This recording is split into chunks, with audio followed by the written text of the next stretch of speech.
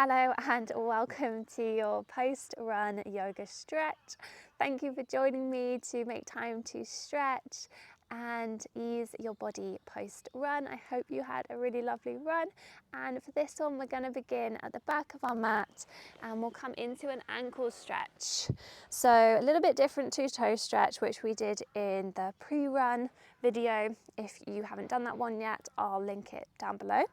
So we're on the tops of our feet and we're going to lean our weight back and lift our knees. So you're more than welcome to take your hands onto blocks or to the mat just to ease some of the weight out of this pose. But if it feels okay, try to bring your hands to your heart center. So it's quite a tricky one, but just starting to open up through the front of the ankles, through the feet, also into the shins. So this is a great one to do post-run, especially if you're suffering with shin splints, have anything going on in your shins. It's quite a rare stretch to come across. So just take a couple of deep breaths here. So in through the nose, and then let's sigh it out through the mouth, let it go. Another 2 more breaths in through the nose. Exhale, let it go. Stay with me, I know this one is a toughie. Inhale. Exhale, let it go. Come forwards, come into your all fours position, just tap out the feet. And then we'll take a few cat and cow poses. So inhale, open your heart, gaze up. Exhale, round dome into your spine. Inhale, lift your gaze. Exhale, tuck through the tailbone, tuck your chin round. One more, inhale, gaze up. And then as you come into your cat, tuck your toes, lift your hips, come into a nice downward facing dog, stretch out.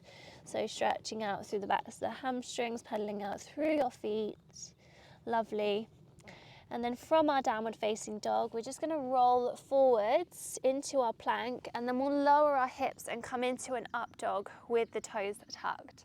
So again, opening up through the feet, exhale, downward facing dog.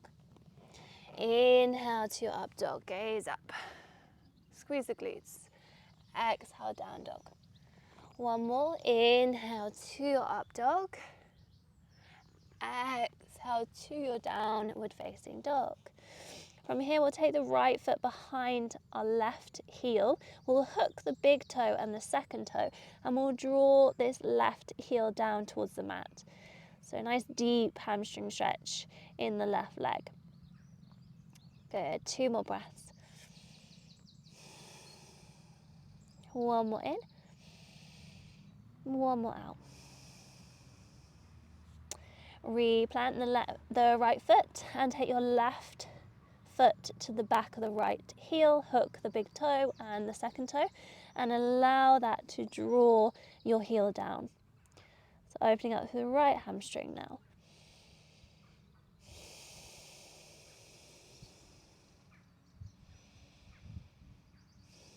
So starting to slow down the breath, post-run. Inhale, reach the right leg to the sky. Exhale, right knee to right wrist. And we're gonna come straight into our pigeon pose. So this is kind of like the ultimate post-run pose to open up through the right hip flexor and glute. So our glutes work really hard as we're running. They are the biggest muscle in our body. So this is a brilliant stretch to stretch that area. And it's quite an important area to stretch post-run. So inhale, lift your heart, lift your chest, maybe peek over the left shoulder, and check your left toes are nice and straight, your foot isn't sickling. And then exhale, start to forward fold. So maybe you just come onto the hands, absolutely fine. Maybe you want to come onto the forearms. If you have a pillow or a block and your hip is quite lifted, take that underneath your right hip. So most people are going to need something underneath the right hip, whether it's a block, a pillow, just something to close off the gaps. And then you can stay here, or you can rest your head on a block or a pillow. So keeping the right foot flexed, keeping the spine nice and long, and sending the breath into that area. So all of these poses are going to be fairly gentle. So post-run, we want to calm the body down. We want to stretch and release any tension. So running, actually, although it's great for us and great to release stress, it is a stress on the body. So it does raise our cortisol levels. So now we want to start to stimulate our parasympathetic nervous system, so our rest and digest. So kind of the opposite to running. So take your time, take it easy, try to enjoy the slowness of the poses, the less passive,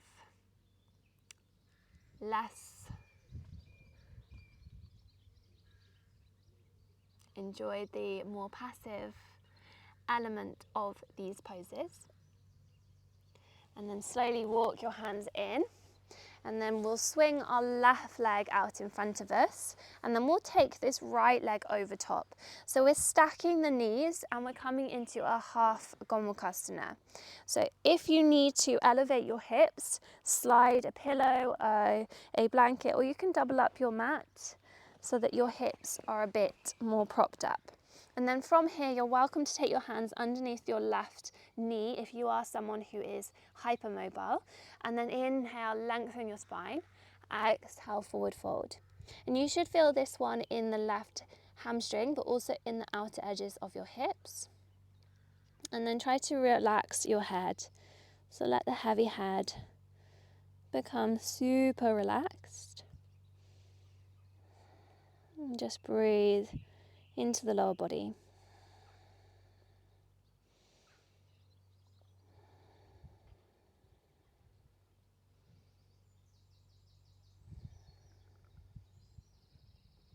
Nice, gently come all the way up again. We'll plant the right foot on the mat, and then we're going to hook the left elbow. So hooking the left elbow, taking our right hand behind us, and we're coming into half Lord of the Fishes, gazing back and taking a nice gentle twist. So just wringing out any tension in our lower back, middle back, upper back.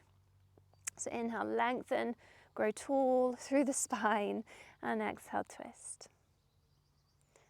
Very nice. One more breath. I love this one personally. This feels great to wring out the spine, a little bit like a dishcloth, and then gently come the other way. So de-rotating. Good. Removing anything from underneath you, crossing over at the ankles, stepping back to your downward facing dog. Nice. From here, inhale to your up dog again. Open up through the soles of the feet. Exhale, downward facing. Inhale, up dog. Exhale, downward facing. Inhale, up dog, keeping the toes tucked, and then we're going to pause here, coming onto the tops of the feet. So stretching out through the tops of the feet again, gazing up, squeeze your elbows in, squeeze the glutes, and then gently lower the hips down, and you should be in your Bhujangasana, so your high cobra.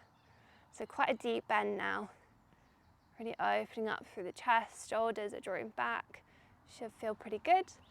And then exhale to your child's pose.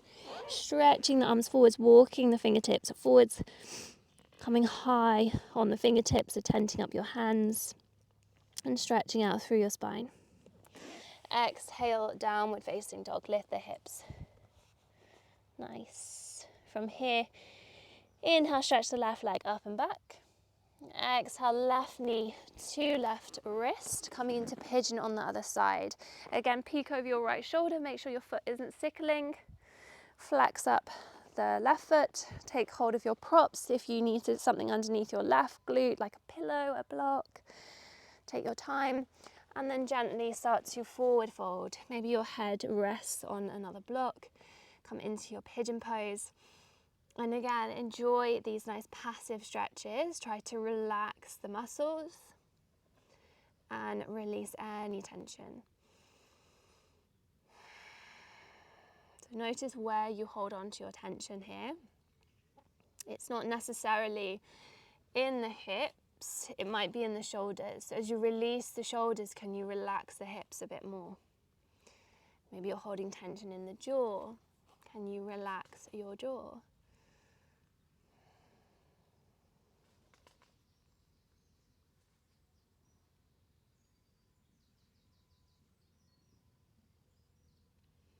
Slowly in your own time, come back onto the hands.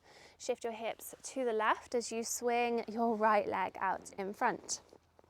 So we'll take the left foot over top of our right leg so that the knees are stacked, and we'll come into a half gomukhasana.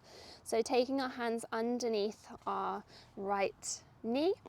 If you are someone who is hypermobile, if you're not, if you feel like you're not overextending, you don't need the hands, but I just like to have them there as a safety precaution. And then inhale, lengthen your spine, shoulders pull back. Exhale, start to forward fold over the right leg. Maybe you notice a difference on this side compared to the other side. Maybe you notice where you can feel this pose. Is it in the hamstring or is it in the hips? Where do you hold your tension in your body?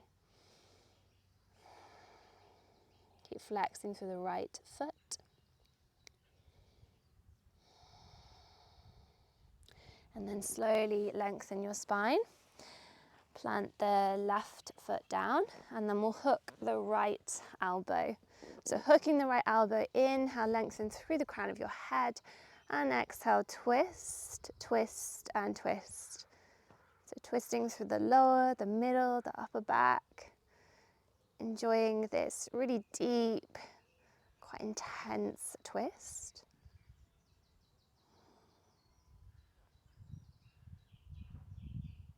And then slowly we will derotate, take a counter twist, bow your head towards your heart.